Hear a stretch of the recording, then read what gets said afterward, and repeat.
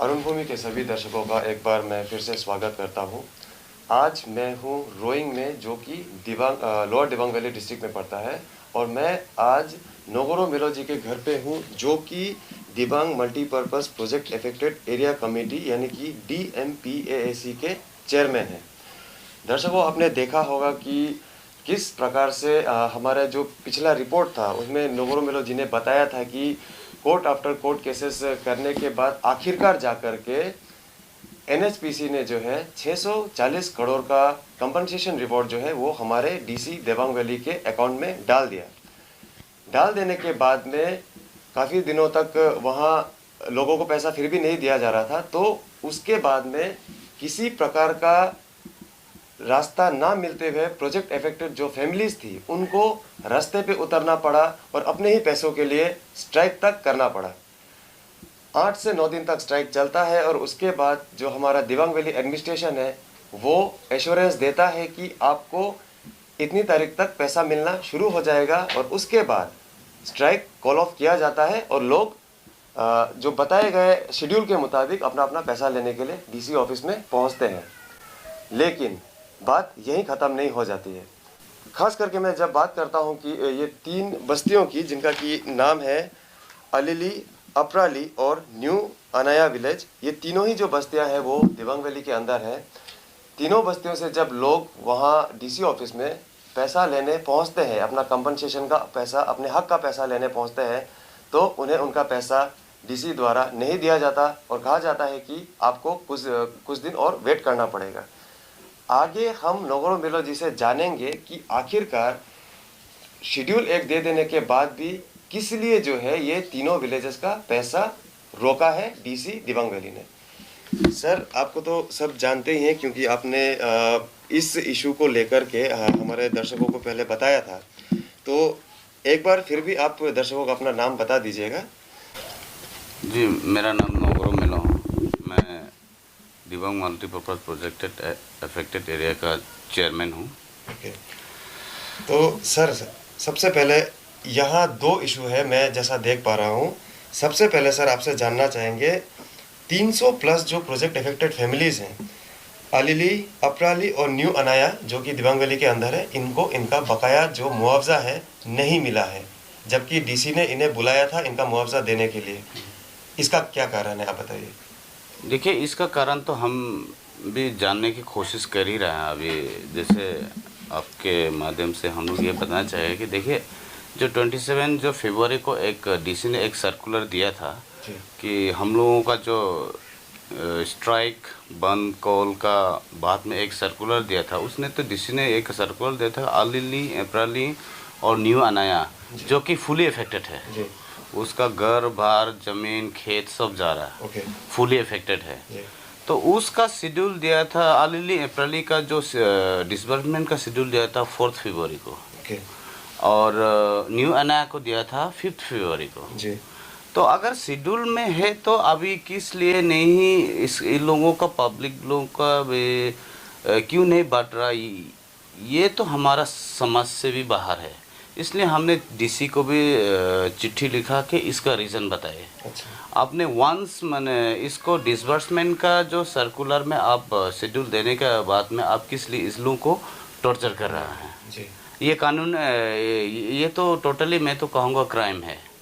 क्योंकि आप once compensation आप 640 में आप जो भी वैल्यूएशन करके आप लोगों को एक बुलाता है अनिनी जैसा माने रिमोट प्लेस में, और 10 to 15 डेज उन लोग को वहीं पड़ा रहने देता है, और कारण पूछने पर कुछ भी नहीं बताता है, और मीटिंग पे मीटिंग करा रहा है। और कारण पूछने कर ये बताया गया कि कुछ कारण नहीं है, अभी कल होगा परसों होगा, ये करके कंटिन्यू मैंने अभी भी डिसबर्समेंट नहीं हो रहा है। सर, हमने कहीं पे सुना था कि अभी इन 3 विलेजेस के बारे में कहा जा रहा है डिस्ट्रिक्ट एडमिनिस्ट्रेशन दिबांग द्वारा कि कहीं ना कहीं ओवरलैपिंग का मुद्दा है। तो वैसे मैं समझ नहीं पा रहा हूँ, क्योंकि नोटिफाई हो चुका है, लैंड एक्विजिशन हो चुका है, बिल अप्रूव हो चुका है, पैसा आ चुका है, अभी देने का देर है। तो अभी सर ये ओवरलैपिंग का मुद्दा जैसे कि मैंने सुना है, सर आपको कहाँ तक जानकारी है सर इस बारे में? देखिए, ओवरलैपिंग का कोई सवाल ही नहीं आता है। देखिए, अगर ओवरलैपिंग था भी तो इतना दिन जब एडमिनिस्ट्रेशन होमवर्क कर रहा था तो क्या कर रहा था? जी ओवरलैपिंग का तो कभी इशू उठा भी नहीं है, एनएचपीसी ने भी नहीं उठाया ओवरलैपिंग का, कोई कोर्ट में भी माने उजागर भी नहीं किया है कि ओवरलैपिंग है। जी तो इसमें ओवरलैपिंग, अगर आप ओवरलैपिंग का आप इशू उठाता है, how far it's true I don't know overlapping का बात, लेकिन ओवरलैपिंग का आप इशू उठाता है तो आपका प्रिलिमिनरी नोटिफिकेशन जो है, जो लैंड एक्विजिशन के लिए जो सेक्शन 4 में जो प्रिलिमिनरी नोटिफिकेशन दिया जाता है कि इन लोगों का ज़मीन हमने लेना है, जी तो उसको ही हम लोग चैलेंज करना पड़ेगा कि आप प्रिलिमिनरी नोटिफिकेशन देते समय आप कौन सा मेथड यूज़ किया था आप? ओके, कंपनसेशन का मुद्दा भले ही है, लेकिन यहाँ दो सेपरेट इश्यूज हैं, दो बिल्कुल अलग अलग चीज़ें हैं, लेकिन कंपनसेशन से जुड़ी हुई हैं। अभी जो हम बात कर रहे हैं नगरो मिलो जी से, वो है 3 बस्तियों का, उनको डीसी ऑफिस में बुला करके जो पैसा नहीं दिया गया।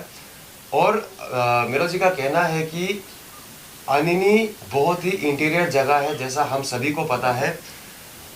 टाइम देने के बाद जब वो आकर के दिबांग वैली में आकर के रुके अपने रिलेटिव्स के घर पे या अपने चित परिचित के घर पे या कोई होटल में ठहरा, जब वो अचानक जाते हैं डीसी ऑफिस में तो उनको पता चलता है कि उनका कंपनसेशन का पैसा जो रिलीज नहीं किया जा रहा है, और तरह तरह की बातें कही जा रही हैं। जैसे कि मैंने अभी सर को पूछा ओवरलैपिंग का मुद्दा, whereas nothing has been made clear by DC Dibang valley. तो मिलो जी ने अच्छी तरह से बताया हमें कि उन्होंने काफ़ी बार डीसी साहब से पूछा कि पेमेंट, इन तीनों बस्तियों का जो पेमेंट नहीं दिया जा रहा है, इसके पीछे कारण क्या है, लेकिन डीसी साहब की तरफ से कोई भी कंक्रीट कोई बात नहीं बोला गया, ना ही डीसी ऑफिस में किसी प्रकार का नोटिस है।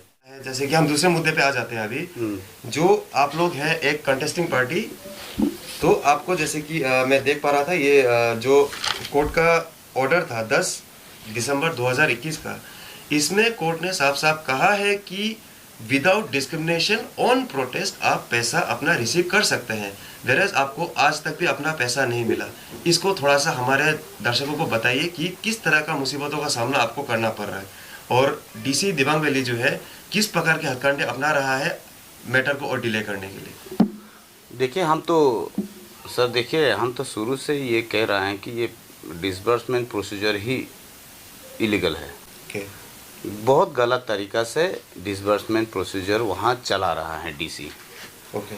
क्योंकि हमने हालांकि 10 तारीख का जो 10 दिसंबर का जो कोर्ट का ऑर्डर है, उसमें ये क्लियरली कोर्ट ने ये इंडिकेट किया है कि जो कोर्ट प्रोसीडिंग में है या नहीं है उसको डिस्क्रिमिनेट मत करो। तो हमने वही पहले इंटरव्यू में मैंने यही कहा था कि हम लोगों ने ये कहा कि हम अंडर प्रोटेस्ट हम अमाउंट को रिसीव करना चाहते हैं, लेकिन डीसी ने ये माने मुझे तो सीरियस लगता है, आश्चर्य माने वेरी सरप्राइज ना कि उसने बोला कि प्रोविजन में ही नहीं है। तो ये तो हमको तो मेरा समझ से बाहर है कि ये कैसे डीसी बन गया। अगर फेयर एक्ट, लारा एक्ट का सेक्शन 77 ये कहता है कि हमें जो भी मुआवजा है मेरा वो हम अंडर प्रोटेस्ट में ले सकते हैं जो, लेकिन हमने वो कोशिश किया कि हम अंडर प्रोटेस्ट में हमें दिया जाए, लेकिन ये डीसी ने ये बरबली ये कह के नकार दिया कि कोई प्रोविज़न ही नहीं है। हमने कहा कि आप तब तो आप इसको रिटेन में दीजिए, तो लेकिन उसने मना कर दिया। और फर्दर हम लोग ने और बहुत सारा क्वेश्चन किया है कि आप कोर्ट का माने आप कोर्ट को क्यों नहीं मानता है क्या, इंडियन पार्लियामेंट उसने लॉ बनाया उसको आप नहीं मानता है क्या, तो उसने टोटली वो और आगे बात करने से इनकार कर दिया। ऐसा है। तो आज तक भी आपका कोई सुनवाई नहीं है, आपको कंपनसेशन नहीं मिला? हम लोगों ने अंडर प्रोटेस्ट में हम लेने की कोशिश किया तो उन लोगों का अभी तक रिसीव नहीं हुआ, क्योंकि वो डीसी अंडर प्रोटेस्ट में लोगों को लेने ही नहीं दे रहा है। तो दर्शकों को मैं एक बात साफ यहाँ पे करना चाहूँगा कि देखिए, जब एक इंसान एक कॉमन पब्लिक कोर्ट का दरवाज़ा तभी खटखटाता है जब उसके पास कोई चारा नहीं बचता है। प्रोजेक्ट अफेक्टेड फैमिलीज जो इस project Dibang multipurpose project affected के जो प्रोजेक्ट अफेक्टेड फैमिलीज थी, इनको कोर्ट इसीलिए जाना पड़ा क्योंकि इनको इनके हक का पैसा नहीं मिल रहा था। आखिरकार कोर्ट ने जब फैसला इनके पक्ष में दिया तो भी इनका कहना है कि डीसी साहब जो है दिबांग वैली के, वो कोर्ट के ऑर्डर का पूरी तरह से वायोलेशन कर रहे हैं, डिनाई कर रहे हैं ऑन प्रोटेस्ट पैसा देने के लिए। तो अभी आप खुद सोच के देखिए कि हमारा जो कानून व्यवस्था है, जो न्याय व्यवस्था है, वो किस गति से नीचे की ओर जा रहा है। चाहेंगे, हमने देखा है कि किस प्रकार से प्रोजेक्ट अफेक्टेड जो फैमिलीज थी वो धरने पर उतारू थी, धरना कर रही थी। एडमिनिस्ट्रेशन की ओर से उनको कहा गया कि आप धरना वापस ले लीजिए, आपको सहूलियत के साथ, आपको बिना किसी प्रॉब्लम के साथ आपको आपका जो बकाया मुआवजा है वो दे दिया जाएगा।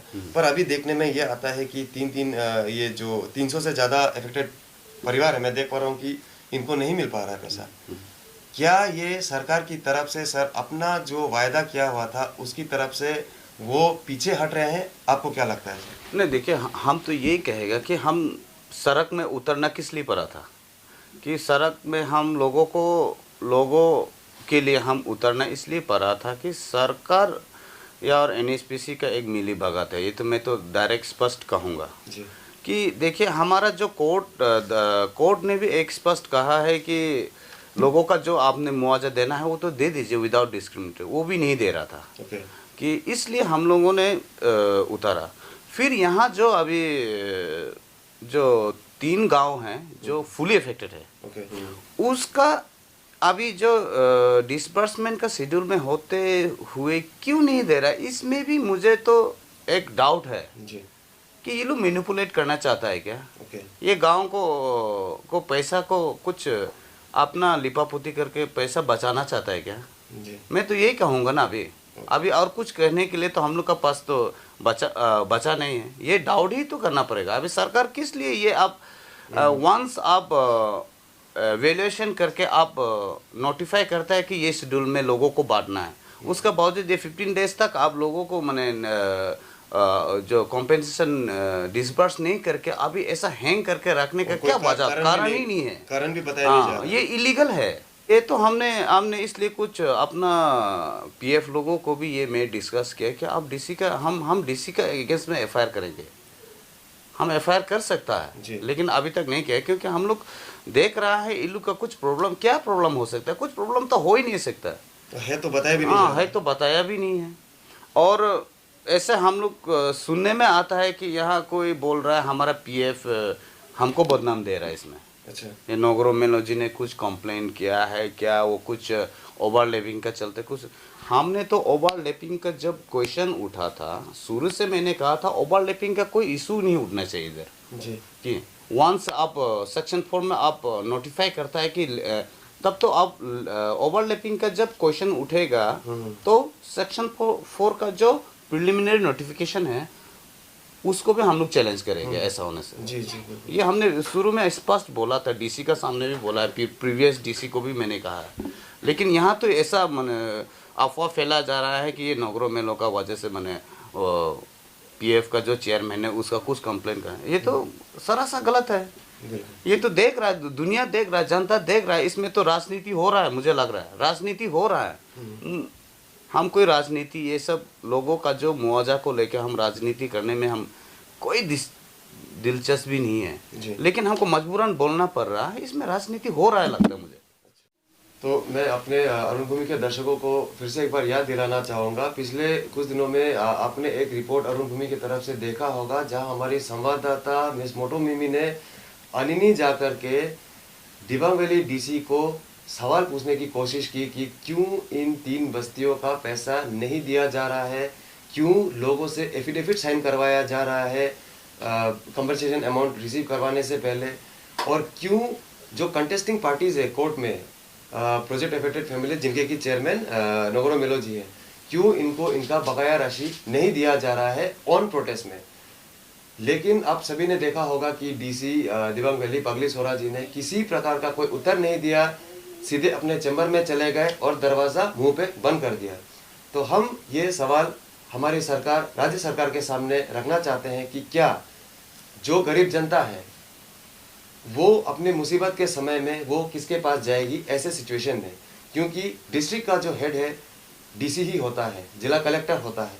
अपनी परेशानियों को लेकर के अगर कोई व्यक्ति, कोई प्रोजेक्ट अफेक्टेड फैमिली अगर डीसी के पास जाता है तो डीसी का फर्ज बनता है या मजिस्ट्रेट का फर्ज बनता है कि उनकी प्रॉब्लम्स को सुने और हो सके तो तत्काल एक समाधान निकाल के दे। लेकिन दिबांग वैली में देखने में ये आ रहा है कि बिना किसी इशू का, बिना किसी मतलब का जो कंपनसेशन का पैसा है वो बिना कुछ कह के काफ़ी दिनों से रोक के रखा जा रहा है। और इसी के चलते जो प्रोजेक्ट अफेक्टेड फैमिलीज है वो दर दर की ठोकरें खाने पर मजबूर है। मेलो जी, आपसे और एक सवाल हम जानना चाहेंगे। काफ़ी सालों से मैं देखते आ रहा हूँ कि ये जो दिबांग ये मल्टीपर्पज़ जो प्रोजेक्ट है ये 1600 करोड़ का था। अचानक से अभी सुनने में आ रहा है कि 640 करोड़ रुपए जो डीसी साहब के अकाउंट में दे दिया गया। ये 1600 करोड़ से 600 करोड़ में आ जाना, ये किस प्रकार से हुआ? इसमें क्या कंसेंसस लिया गया? जो प्रोजेक्ट अफेक्टेड जो फैमिलीज है इनसे पूछा गया या किसी प्रकार का मीटिंग हुआ? ये कैसे हुआ? ये जो इतना सडन शिफ्ट है ये कैसे हुआ, इसको बताइए। और इसको जानने के लिए आपका तरफ से क्या प्रयास किया गया? नहीं, आपने बिल्कुल सही सवाल किया है कि इसको हमने जो 1600 करोड़ को जो 640 करोड़ जो हुआ है जी उसका विषय में हमने एक आरटीआई दाखिल किया है। वो 1 महीना से पार हो गया। डीसी को मैंने एक आरटीआई डाला हुआ है कि इसका आप बताएं कैसे करके इतना हुआ, ओके इसका प्रोसीजर क्या है, इसमें आप वैल्यूएशन कैसे किया, और इसमें आपने कमेटी कंस्टिट्यूट किया था कि नहीं है ना, इसमें आप और बहुत सारा सवाल डाला गया है लेकिन उसका अभी जवाब नहीं आया। देखो अभी जवाब नहीं आया मतलब हमको इसको फर्दर अपीलेट में हम जाना पड़ेगा। और ये जो 640 करोड़ है वो एनएचपीसी का ये कहना है कि ये एडवांस है, ओके एडवांस है। और उसका जो ऑफिशियल जो फेसबुक ऑफिशियल जो एक फेसबुक पेज है एनएचपीसी ने लिखा है जैसे 640 करोड़ है वो एडवांस है, ओके वो लिखा हुआ है। इसलिए हम लोगों ने कहा कि ये कैसे हुआ क्या नहीं हुआ आप हमें डिटेल बताए बोल के क्या डीसी को हम लोगों ने आरटीआई डाल के रखा लेकिन उसका रिप्लाई अभी नहीं आया ओके, है। 30 दिन पार है सर। डीसी को भी हमने डाला और डायरेक्टर लैंड मैनेजमेंट को भी डाला, कमिश्नर लैंड का वहाँ भी आरटीआई, तीनों को हमने पूछा, उसका रिप्लाई नहीं आया है। नहीं है। तो दर्शकों, आपने साफ साफ सुना है कि आरटीआई जो राइट टू इंफॉर्मेशन एक्ट है उसका सहारा लिया मेलो जी ने ये जानने के लिए कि 1600 करोड़ से अचानक इतना कम अमाउंट जो डीसी के अकाउंट में डाला गया है 640 करोड़, वो किस प्रकार से हुआ, सहमति किस किसने दिया, मतलब पूरा प्रोसीजर इन्होंने जानना चाहा। और इन्होंने यही चीज़ जानने के लिए आरटीआई एक दाखिल किया डीसी दिबांग वैली ऑफिस में और साथ ही साथ जो लैंड मैनेजमेंट का हमारा डिपार्टमेंट है ईटानगर में वहाँ पर। लेकिन 1 महीना पार हो गया है और अभी तक ये इंतज़ार कर रहे हैं आरटीआई के जवाब का। तो इससे स्पष्ट होता है कि हमारा जो सरकार है और हमारा जो डिस्ट्रिक्ट एडमिनिस्ट्रेशन है वो आरटीआई को कितना सीरियसली लेता है। आखिर में सर, आप हमारे स्टेट गवर्नमेंट को, पेमा खांडू सरकार को, डिस्ट्रिक्ट एडमिनिस्ट्रेशन को आप क्या संदेश देना चाहेंगे? क्योंकि आपको मैंने देखा है आप शुरुआत से ये लड़ाई लड़ते आ रहे हैं, आप इस बारे में आपको पूरी तरह से आपको ज्ञान है। तो आप आखिर में सर क्या कहते हैं आप हमारे भारत सरकार को या राज्य सरकार को? देखिए मेरा तो आखिर में कभी मैंने किसी पेमा खांडू सरकार इसको कभी अपील नहीं किया। आज मैं अपील करना चाहूँगा जी कि सरकार को भी ये प्रोजेक्ट अफेक्टेड की तरफ से मैं ये अपील करना चाहूँगा। देखिए लोगों का मुआवजा है, ये लोगों का कंपेंसेशन है, लोगों का युगों से जुड़ा हुआ एक ज़मीन का मुद्दा है जी इसको आप ट्रांसपेरेंट वे में जिस तरीक़े से भी आप डिसबर्स कर रहे हैं उसको एक ट्रांसपेरेंसी वे में एक डिसबर्स कर दीजिए। और जैसे कि आलिली एप्राली और न्यू अनाया का जो होल्ड हुआ उसको इमीडिएट डिसबर्स कीजिए, उसको और रोक के ना रखें। मैं तो सरकार से ये कहूँगा कि आप लोगों का सरकार है, हाँ ये तो जनता का ही सरकार है। सरकार कहती है वो लोगों का सरकार है सर। तो सरकार आपके द्वार आप चला रहा है तो आप सरकार आप द्वार चलाने का क्या मतलब हुआ? लोगों का माने आप सुनवाई नहीं करता, आप लोगों का बात ही नहीं सुन के आप लोगों को इतना दिन से एक मानसिक टॉर्चर कर रहा है। तो ये सरकार आपके द्वार चिल्ला के सरकार आपके द्वार चलाने का कोई मतलब ही नहीं है। तो इसलिए मैं सरकार से ये कहूँगा कि जो भी अभी डिसबर्समेंट का जो जो 2-3 गांव हैं उसको इमीडिएट डिसबर्स करे विदाउट एनी डिले। और तो देखिए सरकार से और ये भी कहूँगा कि आप लोगों के लिए आप सरकार पे बैठे हुए हैं जी ना, कि लोगों का सुनना है और ये लोगों का हक है, और जो कानूनन जो हक है वो लोग को ही देना है, तो उसका अलावा तो कुछ देना नहीं है। उसमें भी क्यों इतना हिचकिचाहट है सरकार को। काफ़ी साल कोर्ट केस चलता है, उसके बाद कोर्ट एक ऑप्शन देती है कि आप आउट ऑफ कोर्ट सेटल करने का प्रयास कीजिए। इसके बारे में बताइए सर, आउट ऑफ कोर्ट में सेटल करने का प्रयास करते करते क्या हुआ सर? देखिए आउट ऑफ कोर्ट सेटलमेंट इसलिए हमने एक्सेप्ट किया था क्योंकि जैसे आपने कहा, जैसे ये एक नेशन के इंटरेस्ट में एक प्रोजेक्ट है और राज्य सरकार से भी ये प्रोजेक्ट से बहुत फ़ायदा होगा। तो हमने कहा कि ये क्वांटम का इशू है, तो अगर क्वांटम का इशू है, तो अगर अमाउंट का इशू है तो हम आउट ऑफ कोर्ट सेटल करेंगे, लेकिन जो प्रोविज़न में है वो स्किप नहीं होना चाहिए। जो लोगों का जो हक है, जो प्रोविज़न संवैधानिक जो प्रोविज़न है, उसको आप मैंडेटरी जो प्रोविज़न में जो है उसको आप स्किप नहीं कर सकते। लेकिन हम सेटलमेंट करने के लिए हम कोशिश किया था, लेकिन ये सेटलमेंट नहीं हो पाया कि कोर्ट ने भी ये कहा था कि क्लियरली ये कहा था कॉन्टेस्टिंग पार्टीज। हम शुरू से हम कोर्ट में हम कॉन्टेस्ट कर रहे हैं, तो इसमें सेटलमेंट किसका बीच में होना था? कॉन्टेस्टिंग पार्टीज का बीच में होना था, लेकिन इसमें मिसलीड हो गया। मिसलीड इसलिए हुआ कि ये लोगों का जो इनोसेंट लोगों का जो पीएफ जो लैंड एक्विजिशन का बारे में कुछ आता पता ही नहीं है, उन लोगों का सिग्नेचर ले करके कोर्ट में पेश कर दिया कि ये लोग तो जो पैरामीटर जो बोल रहा है, जो सरकार जो पैरामीटर तय करेगा उसी में मानेगा। लेकिन हमारा ये कहना था कि वो पैरामीटर ही इलीगल है। मतलब आपका कहना है कि दिबांग वैली एडमिनिस्ट्रेशन की तरफ से लोगों को गुमराह करके सिग्नेचर लिया गया और एविडेंस के तौर पर उसको कोर्ट में प्रोड्यूस किया गया। हाँ बिल्कुल, वही हुआ। उसी का नतीजा आज देख रहा है। आज भी जो 2-3 गांव हैं जो उसको हेल्ड अप करके रखा हुआ है, वो गैर कानूनी है। डीसी का अगेंस्ट में तो एफआईआर होना ही चाहिए। ये थे नोगोरो मेलोजी, जो कि प्रोजेक्ट अफेक्टेड फैमिलीज के चेयरमैन हैं। काफ़ी लंबा लड़ाई इन्होंने लड़ा है अपने ही पैसों के लिए, अपने ही मुआवजे के लिए। साफ तौर से हमारा जो राज्य सरकार है, पेमा खंडो सरकार है, उनको निवेदन कर रहे हैं कि जिस प्रकार से अनिनी के खास करके ये जो 3 गांव हैं अभी जिसका नाम आपको बताया मैंने, अलिली, अपराली और न्यू अनाया, इन के जो 300 से ज़्यादा बेनिफिशियरीज हैं, इनको और ना तड़पाते हुए डिस्ट्रिक्ट एडमिनिस्ट्रेशन को कहा जाए कि तुरंत जो कंपनसेशन का पैसा है वो रिलीज कर दिया जाए, और डीसी दिबांग वैली को कहा जाए कि कोर्ट का ऑर्डर को वो मानने पे बाध्य है। और इसीलिए इनका कहना है कि ऑन प्रोटेस्ट में कंपनसेशन को लेने दिया जाए। आगे देखना ये रहेगा कि डीसी दिबांग वैली या डिस्ट्रिक्ट एडमिनिस्ट्रेशन दिबांग वैली क्या कदम उठाती है, हमारी राज्य सरकार क्या कदम उठाती है, और क्या लोगों का तकलीफ हमारी सरकार को दिखाई देता है या नहीं, और अंत में जाके क्या निर्णय लिया जाता है। अनिनी के इस कंपनसेशन को लेकर के हमारी नज़र इस पे खास करके बनी रहेगी। हम आगे भी आपको दिखाते रहेंगे कि आगे इस मैटर में आगे चल के क्या होता है। तब तक के लिए आप अरुण भूमि के साथ बने रहिए और देखते रहिए अरुण भूमि। जय हिंद, जय भारत।